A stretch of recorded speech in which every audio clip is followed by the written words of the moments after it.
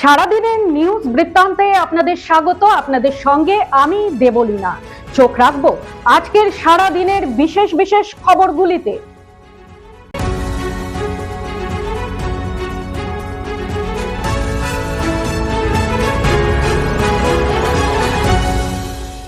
সারাদিনের নিউজ বৃত্তান্ত নিবেদন করছেন জুয়েলার্স, সোনা যা সর্বক্ষণের।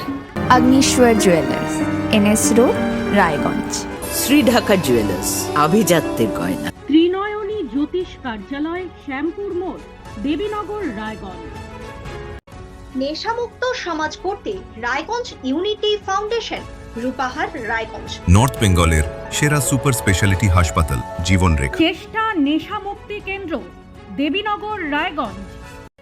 রবিবার দুপুরে রায়গঞ্জ ব্লকের বীরঘই গ্রাম পঞ্চায়েতের অন্তর্গত রূপাহার এলাকায় মহেন্দ্র সুধা চ্যারিটেবল ফাউন্ডেশনের উদ্যোগে অনুষ্ঠিত হল একটি চক্ষু ও স্বাস্থ্য পরীক্ষা শিবির।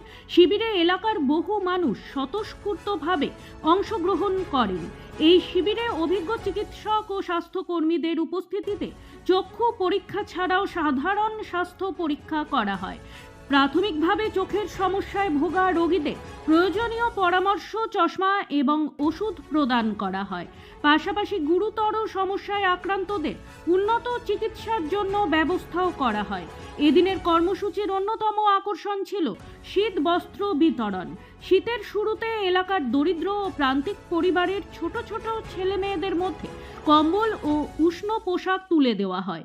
এতে শিশুদের মুখে খুশির হাসি ফুটে ওঠে। অনুষ্ঠানে উপস্থিত ছিলেন মহেন্দ্র সুধা চ্যারিটেবল ফাউন্ডেশনের প্রতিনিধিরা, স্থানীয় পঞ্চায়েত সদস্য ও বিশিষ্ট সমাজসেবীরা। উত্তর দিনাজপুরের ইসলামপুর থানার অন্তর্গত ঝলঝলি গ্রামে জমি বিবাদকে কেন্দ্র করে দীর্ঘদিনের এলাকা দখলের লড়াই এবার ভয়াবহ রূপ নিল। অভিযোগ, শনিবার গভীর রাতে নূর আলম ও তার অনুগামীরা বোমাবাজি ও গুলি চালিয়ে মোহাম্মদ জাহিদ আলমের বাড়িতে হামলা চালায়। প্রাণ বাঁচাতে জাহিদ আলম পালিয়ে গেলেও রক্ষা পায়নি তার একমাত্র 12 বছরের নাবালিকা মেয়ে কৌসেরা বেগম। অভিযোগ, ঘুমন্ত কৌসেরাকে ঘর থেকে তুলে ছররা গুলি করা হয়। গুলিবিদ্ধ অবস্থায় তাকে ইসলামপুর মহকুমা হাসপাতালে নিয়ে এলে চিকিৎসক তাকে মৃত ঘোষণা করেন।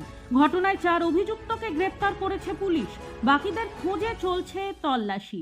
পরিস্থিতি উত্তপ্ত থাকায় এলাকায় বসানো হয়েছে পুলিশ পিকেট। এখনো থমথমে ঝলঝলি গ্রাম। এসআইআর আতঙ্কে ফের আত্মঘাতী হওয়ার ঘটনা। এবার ঘটনাস্থল নদিয়ার রানাঘাটে ধানতলা থানা এলাকার মাটিকুমড়া মধ্যপাড়ার। মৃত ব্যক্তির নাম সুশান্ত বিশ্বাস, বয়স 60 বছর।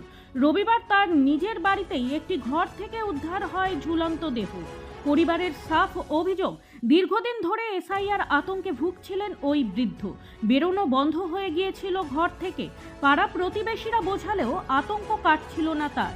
ভোটার তালিকা থেকে তার নাম বাদ যেতে পারে এবং নিজের ভিটেমাটি ছেড়ে অন্যত্র চলে যেতে হতে পারে, এই আশঙ্কায় ক্রমশ অবসাদগ্রস্ত হয়ে পড়েন তিনি।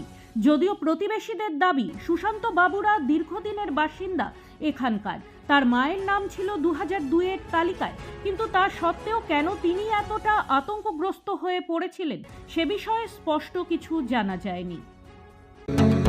প্রতিদিনের প্রতি মুহূর্তের খবরের আপডেট পেতে চোখ রাখুন নিউজ বৃত্তান্তের ফেসবুক পেজে।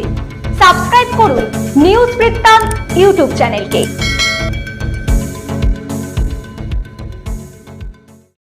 যুব ভারতে বিপর্যয়ের রেশ রবিবারও পিছু ছাড়ল না।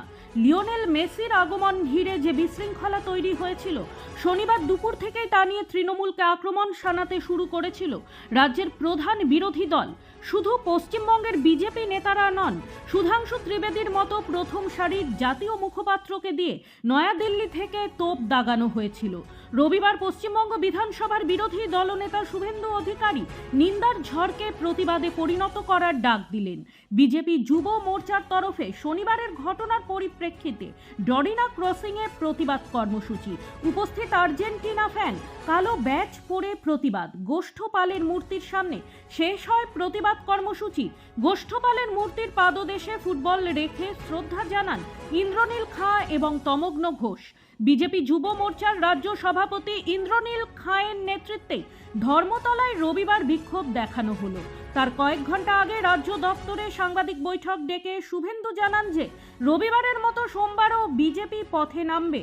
তার কথায় যুব ভারতীর ঘটনা ঘিরে যে নিন্দার ঝড় উঠেছে তাকে প্রতিবাদে পরিণত করতে হবে। আমরা এই বিষয় ছাড়ছি না, প্রতিবাদ চলবে, সবে শুরু। মালদায় কার্নিভাল বিতর্ক, তৃণমূল বিজেপি তরজা। চাপ সৃষ্টি করে ব্যবসায়ীদের কাছ থেকে টাকা আদায় করা হয় অভিযোগ ব্যবসায়ী সংগঠনের। প্রতি বছরের মতন এবছরও ডিসেম্বর মাসের 25 তারিখ থেকে জানুয়ারি মাসের 1 তারিখ পর্যন্ত হতে চলেছে কার্নিভাল। জেলায় যে কটি কার্নিভাল হয় তার মধ্যে সবচেয়ে বড় আকারে কার্নিভাল হয় ইংরেজ বাজারে। ইংরেজ বাজার পৌরসভা ও কার্নিভাল কমিটির উদ্যোগে শহরের বিবেকানন্দ ময়দানে বিগত কয়েক বছর ধরে জাঁকজমক করে কার্নিভাল করা হয়। এবছরও শুরু হয়ে গেছে কার্নিভালের প্রস্তুতি। ইংরেজ বাজার শহর জুড়ে কার্নিভালের গেট, আলোকসজ্জার প্রস্তুতি শুরু হয়ে গেছে। বিবেকানন্দ ময়দানে মঞ্চ বাঁধার কাজ চলছে জোর কদমে।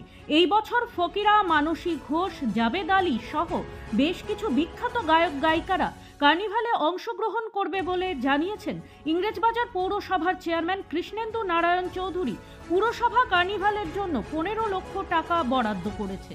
পাশাপাশি কার্নিভাল কমিটি বিভিন্ন জায়গা থেকে চাঁদা সংগ্রহ করে কার্নিভাল করবে। আর এই নিয়েই শুরু হয়েছে বিতর্ক। কার্নিভালের চাঁদা বাবদ ব্যবসায়ী, কন্ট্রাক্টর ও প্রমোটারদের কাছ থেকে মোটা টাকা আদায় করা হয়। ব্যবসায়ী ও প্রমোটারদের ওপর জোর জুলুম করা হয় বলে অভিযোগ মালদা মার্চেন্ট চেম্বার অফ কমার্সের সভাপতি জয়ন্ত কুণ্ডুর। সারাদিনের নিউজ বৃত্তান্ত আজ এই পর্যন্তই। সঙ্গে থাকুন, দেখতে থাকুন, চোখ রাখুন নিউজ বৃত্তান্তে। নিউজ বৃত্তান্ত, হলুদ নয়, স্বচ্ছ।